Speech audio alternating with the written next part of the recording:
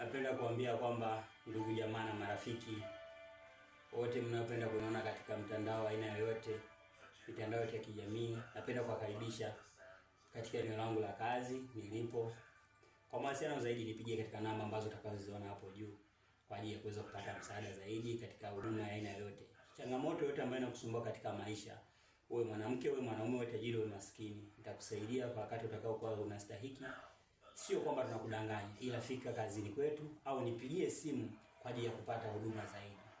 Fika ofisini kwetu ili uweze kupata huduma zaidi. Mimi ndio mhusika mwenyewe. Najua wengi mmekuwa mkijiuliza kwamba Sharifu ni nani au Jabari ni nani, lakini mmekuwa mlitambui hiyo. Mimi ndio Sharifu na mimi ndio Jabari. Utakapofika ofisini kwangu, chochote utakachohitaji nitakusaidia. Kama unahitaji utajiri, mali, fedha, mafanikio, dawa za biashara, ndagu, kinga mbalimbali, changamoto yote ambayo inakusumbua katika maisha. Umeachika mwanamke au mwanaume, umeachwa na mwanamke au na mwanaume, au kuna changamoto yote inakusumbua katika maisha yako, au kuna shida yote unahitaji kuweza kuitengeneza, nipigie simu au fika ofisini kwangu, nitakusaidia. Nipo Katavi, mkoa wa Mpanda. Kwa sasa ndio makazi yangu nilipo na ndio mzaliwa wa huko. Karibuni sana wateja.